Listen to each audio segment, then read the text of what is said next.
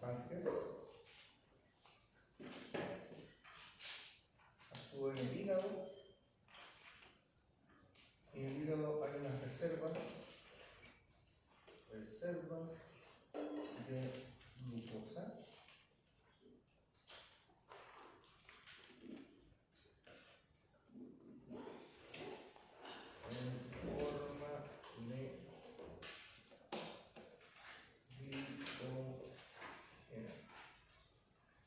El cortisol provenía de la glándula suprarrenal, actuaba en muchos órganos, pero lo que nos interesaba a nosotros era el tejido muscular y el hígado. Y finalmente teníamos la insulina, que también actúa en muchos órganos, pero particularmente nos va a interesar el tejido muscular, el tejido adiposo y el hígado. ¿De dónde proviene la insulina? Del páncreas.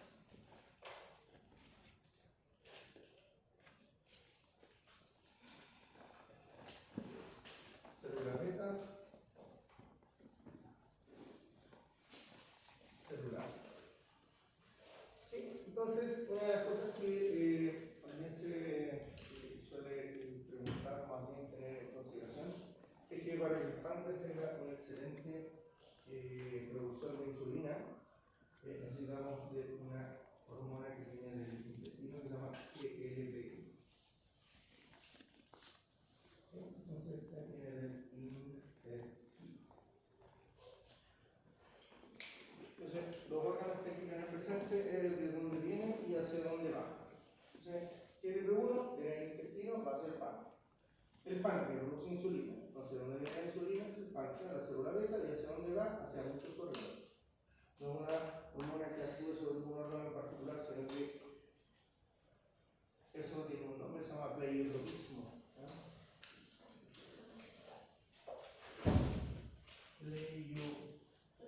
Pleiotrópico quiere decir que actúa en diferentes partes.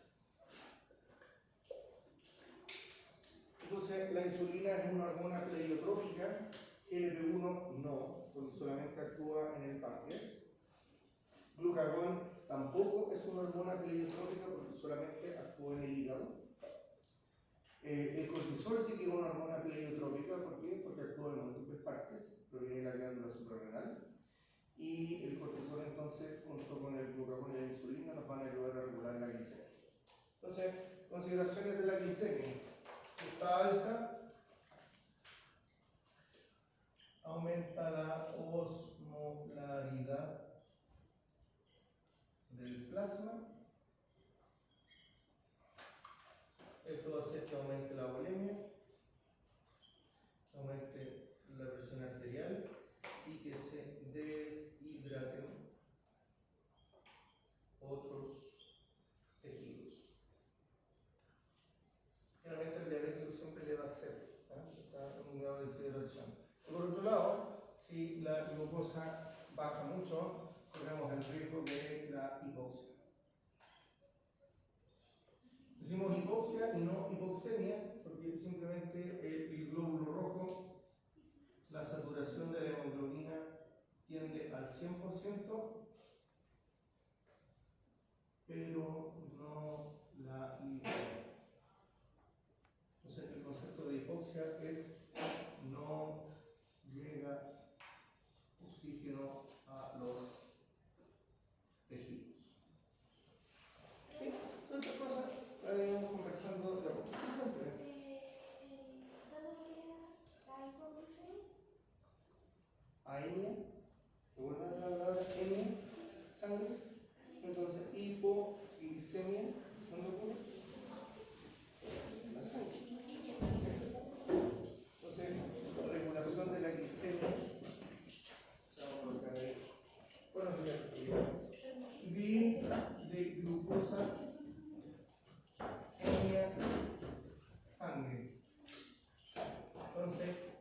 hipoglicemia, glucosa en sangre. Entonces tú puedes tener una hipo, baja glucosa en sangre o hiper,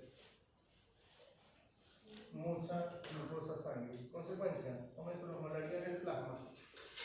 La osmolaridad tiene que tener un numerito, 300 miliosmolar. Si este número aumenta, el agua va a salir de los tejidos y por eso se deshidrata.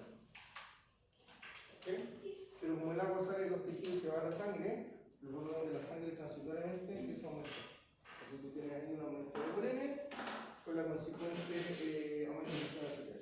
O sea, el diabético tiene tendencia a tener presión arterial alta por aumento de volumen en una primera etapa. ¿Ya? Pero si nosotros consideramos solamente esto, que es lo fisiológico, esto es lo que tenemos que manejar nosotros. ¿Cuáles son las hormonas que están relacionadas directa o indirectamente? Entonces, glándula suprarrenal produce cortisol, y el cortisol pleiotrópico, el concepto de pleiotropismo implica que actúa sobre varias partes. A diferencia de lo que está pasando con el glucagón, que solamente actúa sobre el hígado tiene reservas de glucosa que se llaman glicógeno. Entonces, ese glicógeno, que es una especie de cadena de glucosa, hay que romperla. ¿Quién se encarga de eso? La transducción de señal que hay detrás del glucagón. Entonces, lo que tenemos acá en esta lámina simplemente nos está diciendo que de los intestinos proviene la GLP-1 y la GLP-1 va a la célula beta del páncreas. Si esto está ocurriendo de manera correcta, vamos a tener entonces producción de insulina y secreción de insulina. La secreción de insulina la habíamos estudiado también antes de ayer. Habíamos dicho que esta célula se representaba la célula beta del páncreas. Teníamos varios estímulos, el parasimpático y el simpático, eran uno de ellos. El simpático inhibe la secreción de insulina y el parasimpático la estimula. También los aminoácidos de la dieta estimulan la secreción de insulina y, por supuesto, la entrada de glucosa. Entonces, si uno hace el balance de esta cuestión, podría quedarse con el siguiente raciocinio. Después de la abundancia, después de comer, hay glucosa disponible en sangre, aminoácidos disponibles en sangre, por lo tanto, estos estímulos hacen que la célula beta del páncreas tienda a secretar la insulina. Si a usted le suma la acción del parasimpático, aumentamos la probabilidad, acá aparecen estas flechas con más, que aumenta la probabilidad de que esta vesícula que tiene insulina en su interior produzca la exocitosis del contenido, que en este caso sería insulina. Y por último, aquí aparece el GLP-1 y el receptor de GLP-1. Entonces nosotros habíamos dicho que el Ozempic, que hoy día está de moda, algunos lo conocían, otros no lo conocen, es un fármaco que es para bajar de peso y en base a regulación de glicemias. Entonces el Ozempic es parecido a la GLP-1 y cuando las cosas son parecidas, hacen cosas parecidas.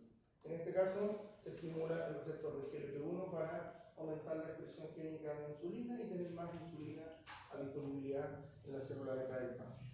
De tal manera que el estímulo más potente, que es la entrada de glucosa, permite entonces que se libere insulina al exterior. No cabe más decir que el exceso de insulina en el exterior nos puede generar un cuadro de hipoglicemia, y ahí estamos viendo a la B nuevamente, porque con la hipoglicemia el glóbulo rojo no suelta, o sea, la hemoglobina que está presente en el glóbulo rojo no suelta el oxígeno. Si hay suficiente gradiente, vamos a poder entrar, se obtiene el 2,3 ppg, cosa que se disminuye la afinidad de la hemoglobina por el oxígeno. Así que todo esto era lo que hemos estado discutiendo hasta el día de antes de ayer. Entonces, lo que nos compete seguir estudiando en este momento es el resto de las hormonas. El resto de las hormonas, con el paso a paso, desde la primera parte de la charla le vamos a dar mucho énfasis a lo que es la hormona tiroidea, su manera de actuar y la relevancia que tiene. Es prevalente junto con la insulina, pero prácticamente en casi el 10% de la población. Así que estamos hablando de mucha gente que tiene algún problema directo o indirecto con la glándula tiroidea. Mira, el esquema que tenemos acá tenemos que leerlo de la siguiente manera. Olvidémonos por un instante de la parte izquierda, solamente nos focalizamos en lo que está sucediendo en el medio, y en el medio podríamos decir que el cerebro, si recibe estímulos externos, varios, vamos a citar algunos, por supuesto, el capaz de secretar a partir de la adenohipófisis, nuevamente la adenohipófisis, una hormona que se escribe en su sigla inglesa, ¿ah? Pero este es la hormona del crecimiento. Hormona del crecimiento. Growth hormone, ¿ah? De inglés, ¿ah? GH, hormona del crecimiento, también tiene otro nombre. Somatotrofina. Esos son los 3 nombres para hormona del crecimiento. Y esto significa entonces que el cerebro produce la hormona del crecimiento, pero esta hormona del crecimiento tiene el nombre nada más. ¿Ah? La hormona del crecimiento actúa sobre el hígado. Aquí viene la cosa que hay que manejar. Porque una cosa es el nombre y otra cosa es lo que realmente sucede. Si el hígado tiene receptor para la hormona del crecimiento, el hígado va a producir algo que se llama IGF-1, que también tiene otro nombre, somatomedina 1. Entonces, esta somatomedina es la que va a actuar sobre los tejidos, ejerciendo su crecimiento, su mitosis. Entonces, aquí podríamos decir mitosis.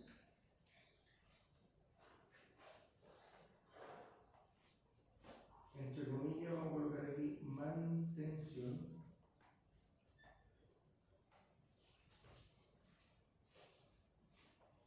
En otras palabras, si nosotros todavía estamos en proceso de crecimiento talla, la mitosis nos va a generar un aumento de la talla. De ahí que algunos tenemos mediciones de metro 50, metro 55, 60, 70, 75, 80. Eso quiere decir que la hormona del crecimiento hizo contacto con el hígado y el hígado generó suficiente IGF-1. Por lo tanto, la mitosis en los huesos, músculos, generó esa talla. Hasta que llega un momento en que el hueso, la epífisis con la diáfisis se fusionan y ya no hay más crecimiento. Entonces uno dice, listo, entonces cuando yo dejo de crecer, a eso de los 20, 23 años, quiere decir que esto se acaba, y la respuesta es un no categórico porque esto continúa, porque ahora los tejidos no van a crecer, pero sí se tienen que mantener. Entonces, una de las teorías del envejecimiento que hay es que el cerebro deja de producir suficiente hormona del crecimiento y el hígado, por supuesto, deja de producir suficiente IGF-1. Entonces, cuando hay menos IGF-1 o somatomedina, los tejidos ya no se mantienen y por lo tanto se envejecen. ¿Sí? Entonces, ¿hay una retroalimentación negativa? Por supuesto que sí. ¿Cuál es esa retroalimentación negativa? Si hay un exceso de IGF-1, no solamente van a ir a los tejidos, sino que también puede volver al cerebro, donde se va a generar ahí la estimulación para inhibir, que es la base de la retroalimentación negativa. De tal manera que si el cerebro se va de madre y produce mucha hormona de crecimiento, no tengamos una situación anormal. Ahora, está fuera del alcance de este curso, pero cuando hay un exceso de hormona de crecimiento después de los 23 años, existe una situación patológica que se llama acromegalia. Hay algunos huesos que todavía tienen la posibilidad de seguir creciendo. Los huesos de las manos, de la cara, de los pies. Y si tenemos personas que empiezan a tener una especie de agigantamiento de su cráneo, seguramente de la parte facial. Las manos también crecen mucho. Eso es realmente enfermedades endocrinas. Y en ese contexto, el que está fallando sería el cerebro. El cerebro está produciendo un exceso de hormona de crecimiento. Entonces, ojo, la hormona de crecimiento, si usted la pone en contacto de los tejidos, lo más probable es que no pase absolutamente nada. ¿Sí? Tiene que haber un intermediario. Y ese intermediario es el IGF-1 o la somatomedina 1. Y el IGF-1, así a modo de anécdota, tiene las siglas en inglés también, que es un factor de crecimiento como la insulina. Y esto es lo que nos está diciendo que la insulina no solamente es una hormona que regula la glicemia, sino que también regula el crecimiento y mantención de los tejidos. Los bebés que nacen de madre diabética nacen con prácticamente gigantismo. Son bebés de 6 o 8 kilos, siendo que lo normal serían 3 kilos y medio, no más que eso. Entonces la explicación que da la fisiología para esto es que si la madre es diabética le va a pasar una enorme cantidad de glucosa al bebé. El bebé se va a defender con insulina, porque el bebé no es diabético. Y el exceso de insulina va a hacer que los tejidos crezcan, aumente la cantidad de glóbulos rojos, y como los tejidos empiezan a crecer, el bebé también tiene una talla mayor. No está de más decir que un embarazo de riesgo. Entonces aquí lo único que estoy tratando de comentarles con esta anécdota es que el IGF-1 y la insulina están encargados ambos de mantener el crecimiento de los tejidos o simplemente mantenerlos. La persona diabética que ya no tiene insulina tiene un factor de crecimiento menos y por lo tanto disminuye su masa muscular, disminuye su masa ósea, hay un montón de masas que se involucionan.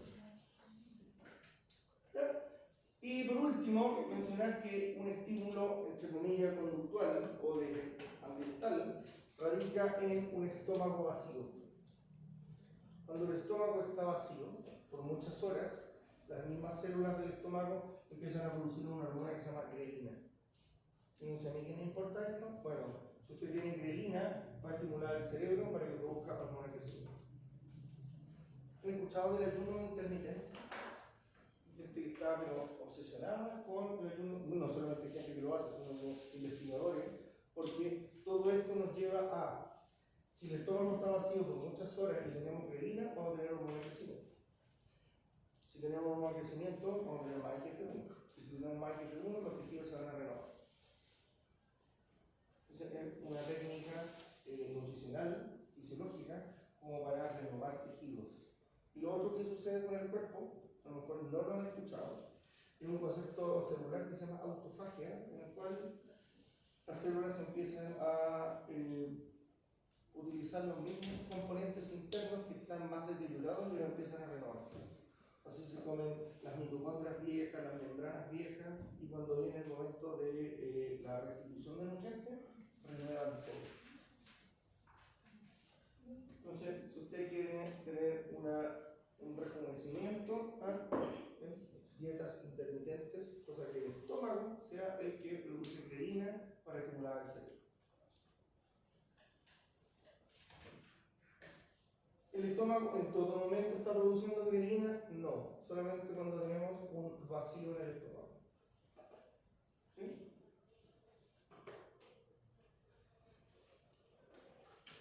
¿Preguntas hasta el momento? Regulación de la glicemia y regulación de la hormona de crecimiento.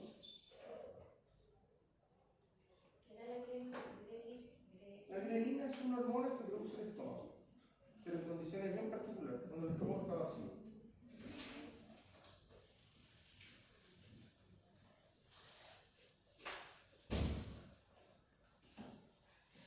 ¿Qué más? Finalmente estamos llegando a la tiroides. ¿Se va a atacar?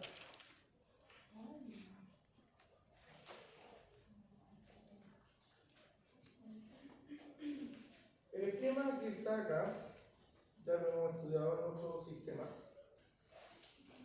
Lo que nos está diciendo esto es que si el cerebro, si en el cerebro tenemos una zona neuronal que se llama hipotálamo, y este hipotálamo interacciona con otra zona que se llama adenopófisis, esta conversación es a través de una hormona que habíamos dicho que tenía esa sigla, RH, hormona liberadora, release. ¿Sí? Pero aquí, en vez de que sea EN, como en el caso de las gonadotropinas, es T. Entonces, hormona liberadora de tirotropinas. ¿Y cuáles son las tirotropinas? La TSH. Entonces, eventualmente la hormona que sale, la hormona que sale del cerebro finalmente es la TSH. En el otro contexto, la hormona que salía del cerebro era la ACTH. Y en otro contexto, la hormona que salía del cerebro era la FSH y la IH. Creo que la CDH la vamos a cuidar de nuevo. Pero si del cerebro está saliendo TSH, lo que nosotros encontraríamos en sangre, entonces TSH que va aumentando y llega a la glándula tiroides. La glándula tiroides es una glándula que tenemos acá en la zona del cuello. Y esta hormona entonces, al estimular la glándula tiroides libera una hormona que se denomina hormonas tiroideas, y vamos a hablar que son dos. La que se denomina T3, que tiene 3 yodos en su estructura, y T4, que tiene 4 yodos en su estructura. ¿Sí? Entonces, no está de más decir que la glándula tiroides requiere, ¿qué cosa? Ahí está, yoduro en la dieta para ser incorporado.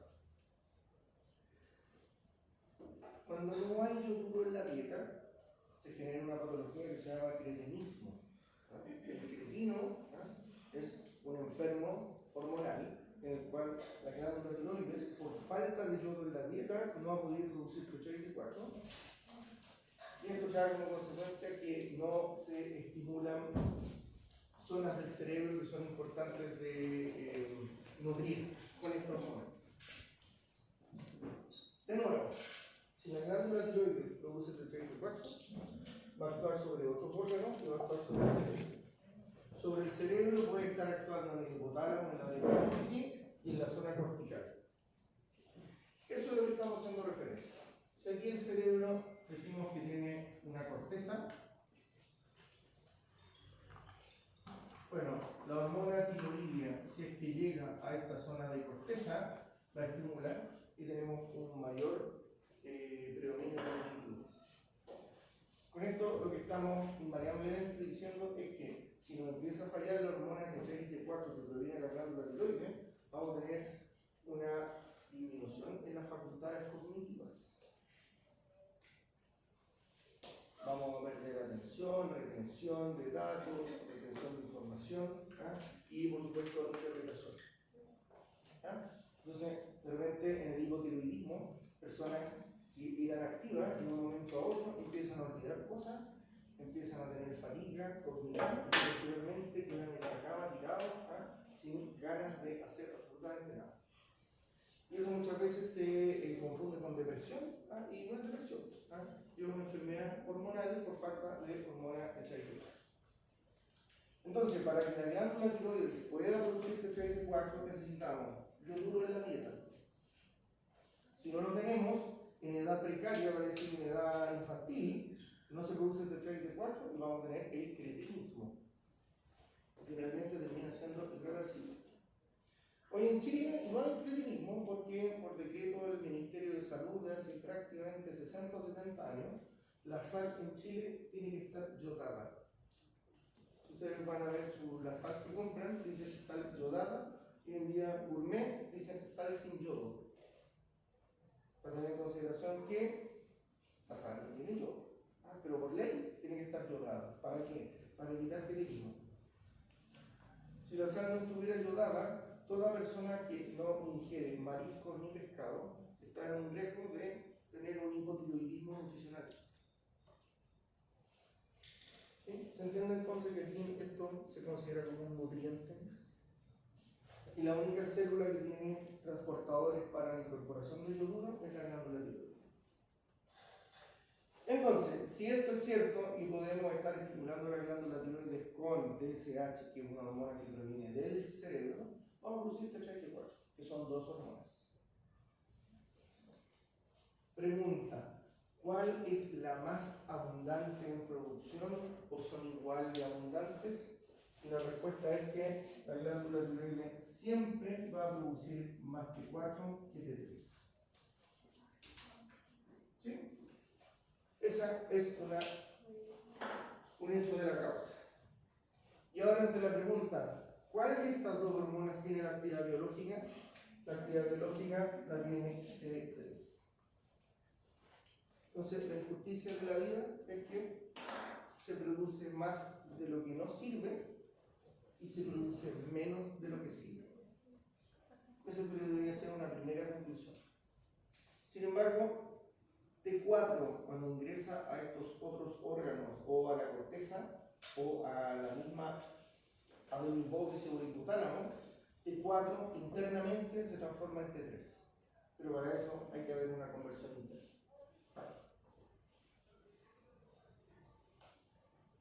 ¿Sí? Es algo similar a que los repartidores de pizza repartieran pizza congelada. Entonces le llega a la casa, ahí está la pizza. Oye, pero está congelada, ¿sí? Haga lo que quiera con su pizza. Entonces tú tenés que tener un horno para meterla dentro del horno y ponerla calentita. A los órganos le va a pasar algo similar. T4 no sirve para nada, pero T4 va a ser recibida. E internamente T4 va a ser transformada en T3.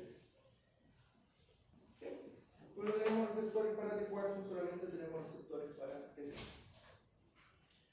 ¿Ya? Y el resto se comporta de la misma manera, es decir, con una retroalimentación negativa. Si usted con T3 y T4 está estimulando la corteza u otra zona, eso va a ser una estimulación como si esto fuera otros órganos. Pero ¿qué pasa si usted está estimulando el hipotálamo y la adenohipófisis? La estimulación se transforma en una inhibición, es decir, se deja de producir TRH y se deja de producir TSH. Y así lo llevamos. ¿Cómo? Aquí. Si usted con esta hormona, estando alta, estimula al hipotálamo o la adenohipófisis, la estimulación se va a transformar en una inhibición de la actividad biológica. ¿Y cuál es la actividad biológica de esta neurona? Liberar TRH, por lo tanto va a tener menos TRH. Y acá, ¿cuál es la actividad biológica de estas células de la adenohipófisis? Producir TSH, por lo tanto va a producir menos TSH. De manera tal que se va a producir lo siguiente. Si este es el tiempo y esta es la concentración de hormona en el plasma, esa sería una hormona,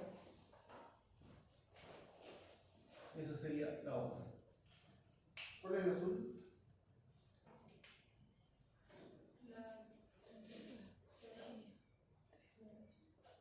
¿Cuál sería la roja?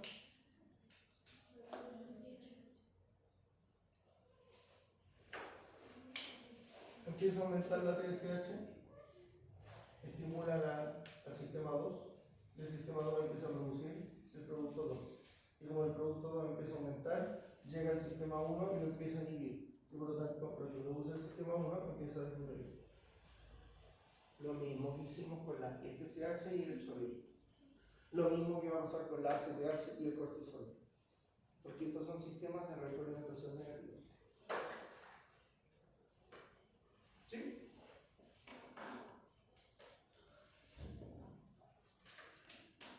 Ya. Vamos a hablar ahí para darle pensamiento a esta lámina que tenemos.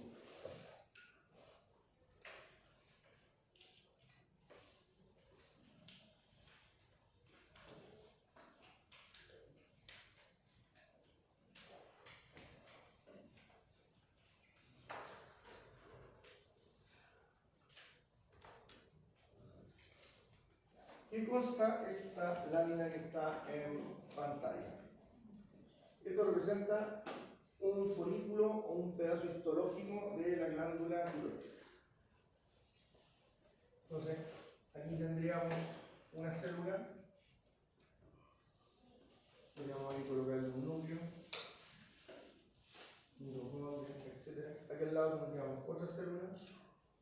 Aquí al lado tendríamos una tercera célula y aquí tendríamos una cuarta célula. ¿Y qué es lo que sucede aquí? Aquí tenemos un hueco, una oquedad, que tiene un nombre. Esa oquedad se llama coloide. Entonces, imagínense un coco, y si usted lo corta a la mitad, el coco tendría la piel, lo que se come y el espacio interno, el hueco, que habitualmente está lleno de líquido. Esto es muy análogo. Tendríamos las células que rodean y forman la estructura y al medio tendríamos un hueco que se llena con otras cosas. A ese hueco interno se le denomina coloide y en ese hueco interno nosotros vamos a colocar este cachirulón, que está lleno de DIP y de MID-DIP. Y vamos a analizar lo que es un MID y lo que es un DIP y por qué se coloca ahí. ¿Sí? Entonces, la situación es la siguiente. Si a una célula de la glándula tiroides dieta aportamos yoduro, el yoduro va a poder ingresar por un transporte facilitado. Este transporte facilitado va con sodio. Lo relevante, este transportador que está aquí es de exclusividad de la célula de la glándula tiroides. En otras palabras, si usted se inyecta yodo radioactivo, después de un rato, todo el yodo radioactivo que usted se inyectó va a estar en la glándula tiroides. Y el resto va a estar en la vejiga porque el riñón lo va a tratar de eliminar. Entonces, lo que estamos mencionando acá es lo siguiente. Si este transportador es exclusivo de la glándula tiroides y hay yoduro en la dieta, este yoduro va a poder ingresar. Fin de la historia. Ya lo tenemos dentro de la célula. Siguiente paso. A esta célula puede ingresar aminoácidos. Y particularmente, aquí no es para que se lo aprendan de memoria, pero este aminoácido se llama tirosina.